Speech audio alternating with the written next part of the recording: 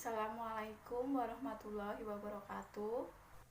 Perkenalkan, saya Anita Rahayuningsih, mahasiswa Profesi Nurse Setika Surya Global Yogyakarta.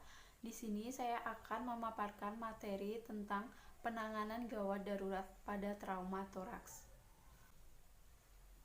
Untuk konsep penanganan trauma terdiri dari primary survey dan secondary survey, di mana primary survey terdiri dari pemeriksaan airway, breathing, circulation, disability, dan exposure.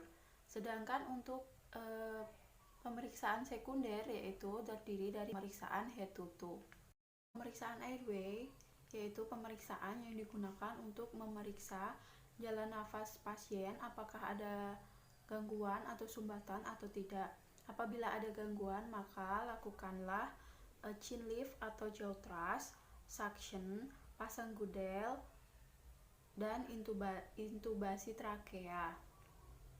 Pemeriksaan breathing yaitu untuk memeriksa apakah nafas pasien normal atau tidak. Jika ada gangguan, maka lakukan dekompresi rongga pleura, tutup jika ada robekan pada dinding dada, lakukan nafas buatan. Untuk pemeriksaan circulation yaitu untuk memeriksa sirkulasi peredaran darah apakah normal atau ada gangguan. Jika ada gangguan, maka hentikan perdarahan eksternal, segera pasang 2 jalur infus, berikan infus cairan. Untuk pemeriksaan disability yaitu untuk menilai kesadaran pasien. Nah, pada pemeriksaan ini sebaiknya menggunakan pemeriksaan AVPU yang lebih cepat daripada menggunakan pemeriksaan GCS. Untuk pemeriksaan exposure yaitu untuk memeriksa apakah ada cedera di tubuh pasien. Caranya yaitu dengan melepaskan baju pasien, kemudian kita cek semua anggota badan pasien apakah ada trauma atau cedera atau tidak. Kemudian setelah itu baru kita melakukan secondary survey yaitu dengan cara melakukan pemeriksaan head to toe. Untuk kasus trauma toraks terbanyak yaitu yang pertama ada fraktur kosta, di mana patah tulang kosta dengan jumlah fraktur lebih dari 3 dengan posisi unilateral atau lebih dari 3 dengan posisi bilateral. Keadaan ini bisa mengakibatkan kondisi gangguan flail chest. Dengan keluhan yang dirasakan yaitu pasien akan merasa nyeri dan sesak nafas. Untuk yang kedua ada pneumotoraks, yaitu masuknya udara ke ruang di antara paru dan dinding dada. Pneumotoraks ini dibagi menjadi 2 yaitu tertutup dan terbuka. Keadaan ini bisa mengakibatkan terjadinya tension pneumotoraks. Keluhan yang dirasakan yaitu asimetris gerak dan bentuk dada, dan pasien akan merasa sesak nafas. Yang ketiga ada hematotoraks yaitu perdarahan pada rongga pleura. Keadaan ini bisa mengakibatkan hematotoraks masif. Keluhan yang dirasakan yaitu sesak nafas ditambah keluhan dengan jumlah perdarahan. Untuk macam-macam gangguan pada trauma toraks, yang pertama ada tension pneumotoraks yaitu adanya trauma yang mengakibatkan udara masuk ke pleura setiap inspirasi dan udara tidak bisa keluar, mengakibatkan tekanan intrapleura menjadi sangat tinggi sehingga menimbulkan paru-paru menjadi kolaps, asimetris dinding dada, dan pasien akan merasa sesak. Pembuluh darah balik kolaps, darah ke jantung terhambat, isi jantung kurang, maka tekanan darah akan menurun. Mediastinum terdorong termasuk trakea ke arah berlawanan, sehingga trakea menjadi tidak di garis tengah.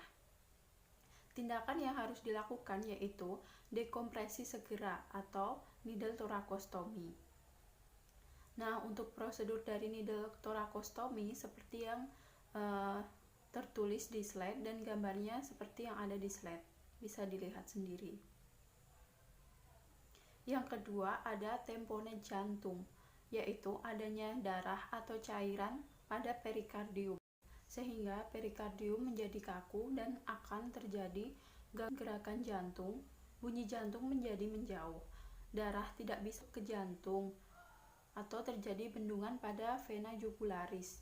Tindakan yang dilakukan yaitu perikardiostomi atau tusuk dengan jarum besar atau aboket ukuran 14-16 F pada ujung processus kyphoideus, arah ujung skapula kiri 45 derajat, kemudian pasang EKG.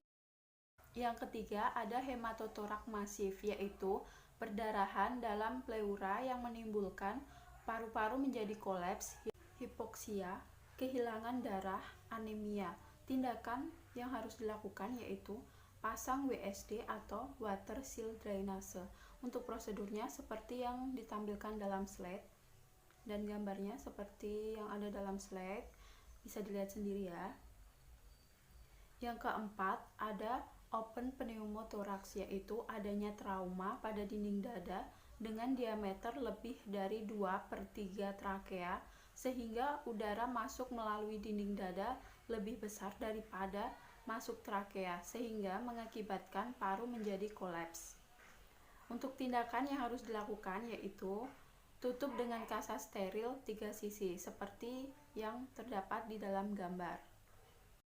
Yang kelima yaitu ada flail chest. Flail chest yaitu patah tulang rusuk atau kosta lebih dari 2 pada satu level atau satu segmental, menimbulkan nafas menjadi cepat dan nyeri.